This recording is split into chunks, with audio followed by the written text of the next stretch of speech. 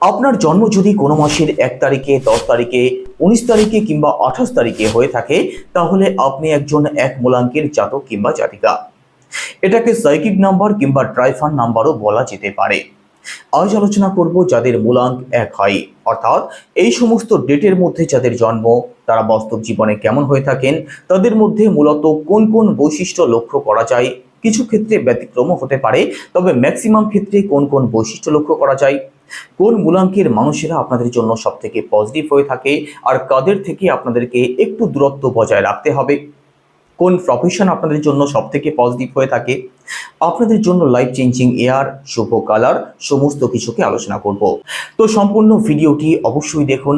আর আপনি যদি একজন নতুন দর্শক হয়ে থাকেন, এটাই সব থেকে ভালো সময় চ্যানেলটিকে সাবস্ক্রাইব করে নেওয়ার জন্য। তো চলুন আলোচনা শুরু করা যাক। তার আগে ছোট্ট করে একটু বুঝিয়ে দেওয়ার চেষ্টা করি যে এই মূলাঙ্ক, সাইকিক নাম্বার, ট্রাইফান নাম্বার বিষয়টি আসলে কি। এটি কিছুই নয়, আপনার যে ডেটে জন্ম সেই ডেটটাই হচ্ছে আপনার মূলাঙ্ক। আপনার যদি 1 তারিখে জন্ম হয়ে থাকে, সেই একটাই আপনার মূলাঙ্ক। 10 তারিখে যদি জন্ম হয়ে থাকে, এটাকে যদি সিঙ্গেল ডিজিট করা হয়, অর্থাৎ 1 + 0 = 1, তো এখানেও 1 আসছে। যার 19 তারিখে জন্ম, 1 + 9 = 10, এখানে 10কে আবার সিঙ্গেল ডিজিট করলে সেই একই আসছে। যার 28 তারিখে জন্ম, 2 + 8 = 10, 10কে সিঙ্গেল ডিজিট করলে সেই একই আসছে। তো এতক্ষণে বুঝে গেছেন যে এই 1 কিভাবে আসছে। তো আপনার যদি এই ডেটের মধ্যে জন্ম হয়ে থাকে, তাহলে আপনার মূলাঙ্ক 1। তো চলুন এবার জেনে নেওয়া যাক এক মূলাঙ্কের মানুষদের বাস্তব জীবন কেমন হয়ে থাকে। নাম্বার 1কে জ্যোতিষশাস্ত্র বলুন কিংবা সংখ্যাতত্ত্ব বলুন, এটাকে সূর্য রিপ্রেজেন্ট করে, অর্থাৎ 1 হচ্ছে সান, অর্থাৎ সূর্যের নাম্বার। তো সান অর্থাৎ সূর্যের বৈশিষ্ট্য এক মূলাঙ্কের মানুষদের মধ্যে অবশ্যই লক্ষ্য করা যায়। সেটা কেমন? দেখুন, সূর্য হচ্ছে গ্রহ জগতের রাজা। তো রাজকীয় স্বভাব এক মূলাঙ্কের মানুষদের মধ্যে লক্ষ্য করা যায়। সেটা কেমন?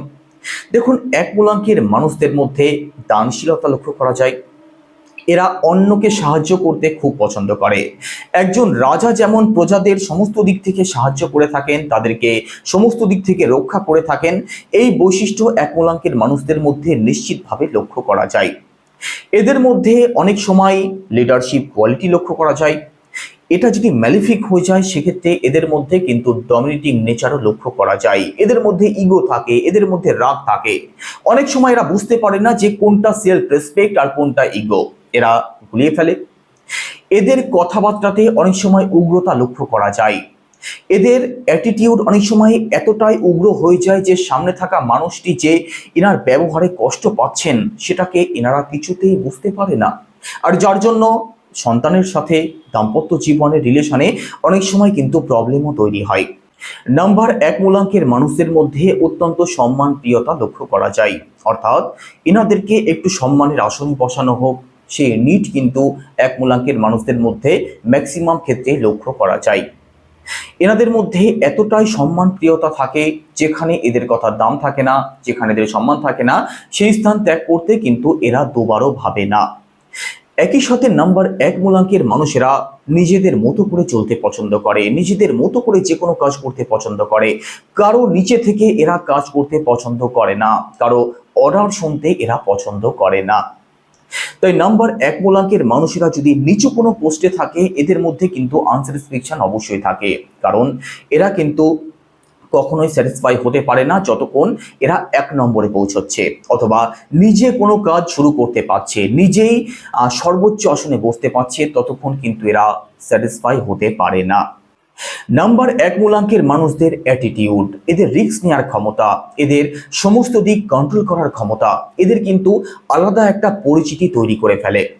নাম্বার 1 মূলাঙ্কের মানুষদের সবাই খুব তাড়াতাড়ি ভরসা করে ফেলে, এদেরকে অন্য একটা আসনে বসিয়ে ফেলে, সবাই এদেরকেই কিন্তু অ্যাটেনশন দিয়ে থাকে, সেখানে হাজার মানুষ থাকুক না কেন।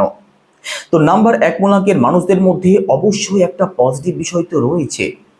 এখানে নাম্বার 1 মূলাঙ্কের মানুষদের রিলেশনের জায়গাটা কিন্তু খুব বেশি ভালো হয় না, রিলেশনে কিন্তু প্রবলেম থেকেই যায়। তবে এরা যদি একবার রিলেশনে জড়িয়ে পড়ে, সেক্ষেত্রে কিন্তু রিলেশনের প্রতি এরা সিরিয়াস হয়ে যায় এবং সেই রিলেশনে এরা ওতপ্রোতভাবে জড়িয়ে পড়ে।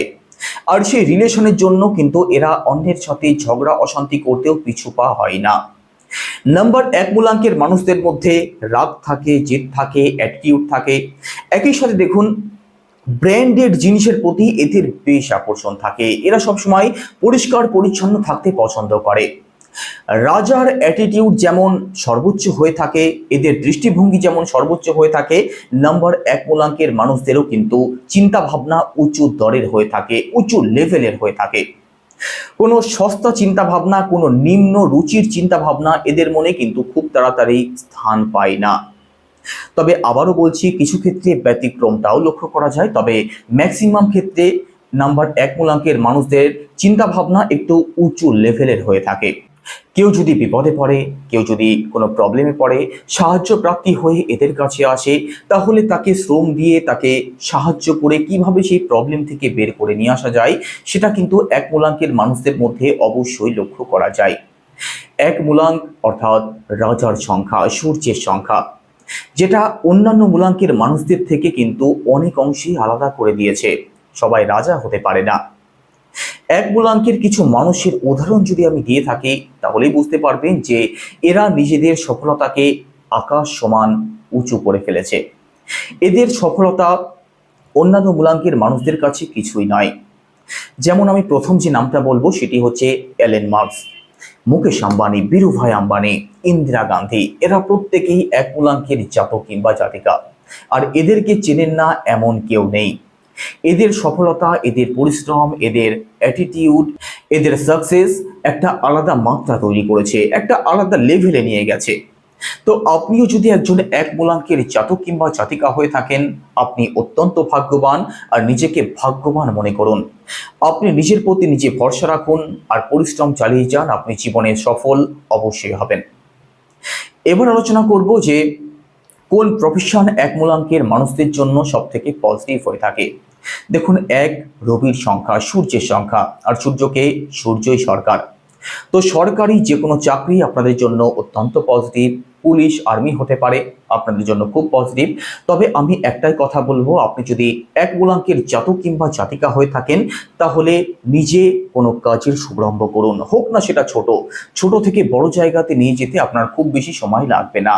নিজে কোনো কাজ শুরু করুন, যেখানে আপনি হবেন সর্বেসর্বা, সেখানে আপনার সাকসেস, সেখানে আপনি সর্বোচ্চ আসনে বসতে পারবেন। কারণ প্রথমে বলেছি, 1 মূলাঙ্কের জাতক কিংবা জাতিকা এরা কিন্তু অন্যের নিচে থেকে, অন্যের অর্ডার মেনে কাজ করতে পছন্দ করে না।